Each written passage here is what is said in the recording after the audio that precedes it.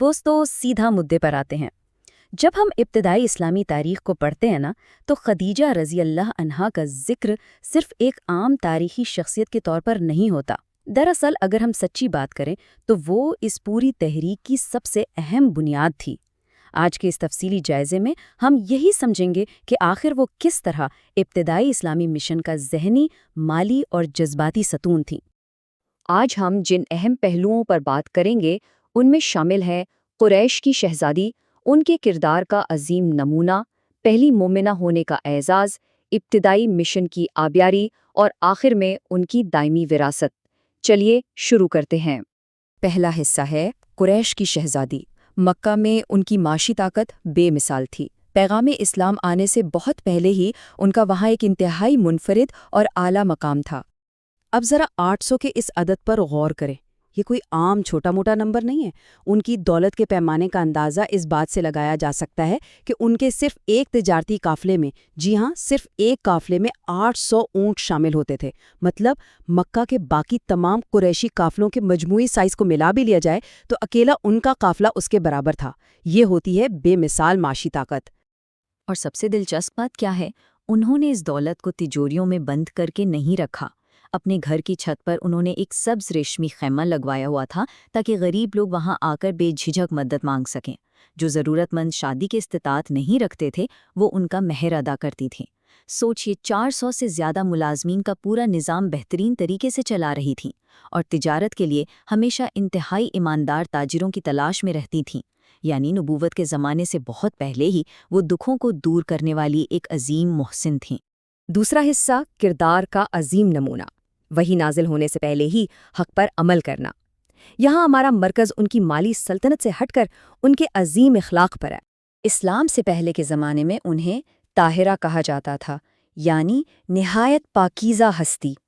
اب دیکھیے اس دور میں یہ ایک انتہائی انوکھا اور اعلیٰ لقب تھا۔ بت پرستی کے اس زمانے میں بت پرستی سے مکمل دوری، بے داغ اخلاق اور بہترین کردار اس بات کا ثبوت ہے کہ پورا مکہ ان کی عزت کرتا تھا اور انہیں اس عظیم نام سے پکارتا تھا۔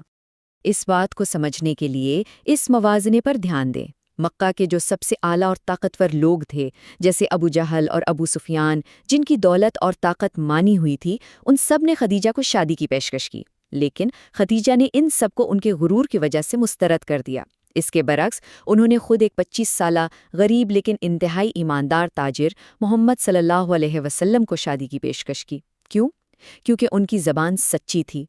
وہی آنے سے پہلے ہی سچائی کو دولت پر ترجیح دینے کی اس سے بڑی مثال اور کیا ہوگی؟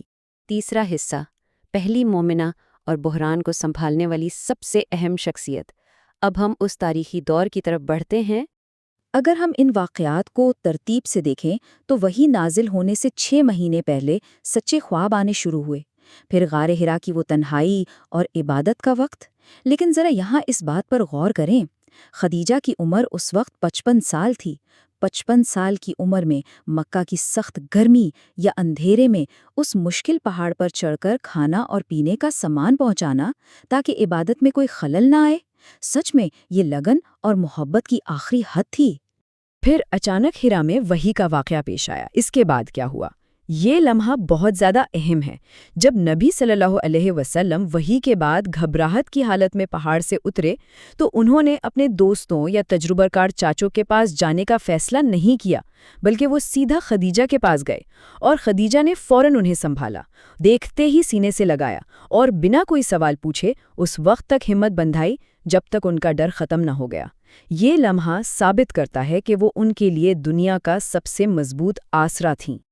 اور اس شدید گھبراہٹ کے عالم میں انہوں نے جو بات کہی وہ ان عظیم تاریخی الفاظ میں محفوظ ہے: خدا کی قسم، اللہ آپ کو کبھی رسوا نہیں کرے گا۔ آپ رشتہ داروں سے اچھا سلوک کرتے ہیں، سچ بولتے ہیں، غریبوں کی مدد کرتے ہیں۔ دیکھیے، یہ ان کا پرسکون اور ہوشیار ذہن ہی تھا جس نے ان خوبیوں کو فوراً پہچانا۔ اور حیرت کی بات تو یہ ہے کہ ٹھیک یہی خوبیاں سالوں بعد قرآن میں نیکی کی تعریف کے طور پر نازل ہوئیں۔ چوتھا حصہ، ابتدائی مشن کی آبیاری، دولت اور عظمت کی مکمل قربانی۔ چلیے دیکھتے ہیں یہ کیسے ہوا۔ ایک اور چھوٹی سی مثال جو ان کی عظیم ذہانت کو ظاہر کرتی ہے وہ وحی کی تصدیق کا واقعہ ہے۔ جب نبی صلی اللہ علیہ وآلہ وسلم کو فرشتے کے حوالے سے گھبراہٹ تھی تو ختیجہ نے بالکل ایک منطقی یعنی لاجیکل طریقہ اپنایا۔ انہوں نے اپنی چادر یعنی خمار ہٹا کر تصدیق کی، کیونکہ ان کا ذہن کہتا تھا کہ اگر یہ فرشتہ ہے تو حیا والا ہوگا اور وہاں سے چلا جائے گا، جبکہ شیطان وہاں ٹھہرا رہے گا۔ یہ واقعہ صاف بتاتا ہے کہ وہ جذبات کے ساتھ ساتھ حقیقت کو منطق کے ترازو پر تولنے والی شخصیت تھیں۔ اگر ہم ان دونوں حالاتوں کا موازنہ کریں نا تو قربانی کا اصل اندازہ ہوتا ہے۔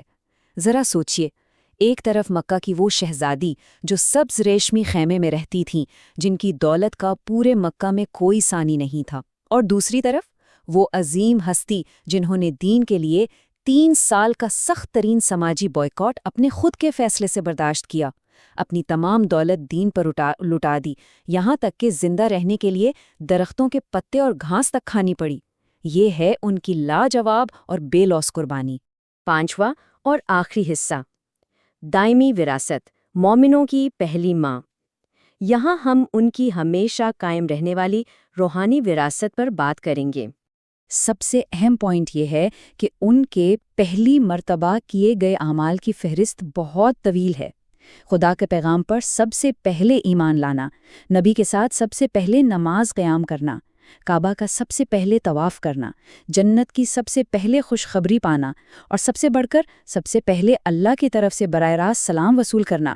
سبحان اللہ، اسلام کی ہر ابتدائی اور بنیادی رسم صرف اور صرف انہی کی موجودگی اور ساتھ سے شروع ہوئی۔ وفات سے کچھ وقت پہلے جبرائیل علیہ السلام کے ذریعے اللہ نے انہیں ایک انتہائی خاص پیغام بھیجا، جنہ میں موتیوں کے ایک محل کی خوشخبری، ایک ایسا محل جہاں کوئی شور نہیں ہوگا، کوئی تھکن نہیں ہوگی۔ اس علامت کی گہرائی تو دیکھیں، انہوں نے اس دنیا کے اپنے تمام موتی، دولت اور آرام دین کے لیے قربان کر دیا تھا، اور چونکہ انہوں نے نبی صلی اللہ علیہ وسلم کے سامنے کبھی اپنی آواز بلند نہیں کی، ہمیشہ ایک سکون فراہم کیا، تو بدلے میں اللہ نے انہیں جنہ کا اننت سکون اور موتیوں کا محل عطا فرمایا۔ اور نبی صلی اللہ علیہ وسلم نے خدیجہ رضی اللہ عنہا کی وفات کے سالوں بعد بھی ان کی اس وراثت کو ہمیشہ زندہ رکھا، جیسا کہ ان کا یہ دل کو چھو لینے والا قول ہے، اللہ کی قسم، اللہ نے مجھے ان کا کوئی بہتر بدل نہیں دیا۔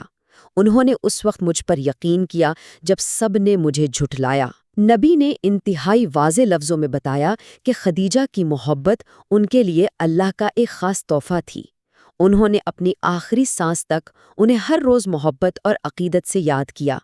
تو اس تفصیلی جائزے کو ختم کرتے ہوئے یہ آخری سوال بڑا اہم ہو جاتا ہے۔ جب ہم خدیجہ کو ابتدائی اسلام کی سب سے اہم ذہنی، مالی اور جذباتی بنیاد کے طور پر پہچانتے ہیں تو اس سے تاریخ کو دیکھنے کے نظریے میں کیا تبدیلی آتی ہے؟ ایک عظیم خاتون کے بہترین کردار نے کس طرح ایک عالمی دین کو اس کے سب سے نازک وقت میں سہارا دیا؟ یہ واقعی سوچنے کی بات ہے۔ امید ہے اس جائزے سے آپ کی معلومات میں اضافہ ہوا ہوگا اور ایک نیا پہلو سمجھنے کو ملا ہوگا۔ اگلی بار تک کے لیے خدا حافظ۔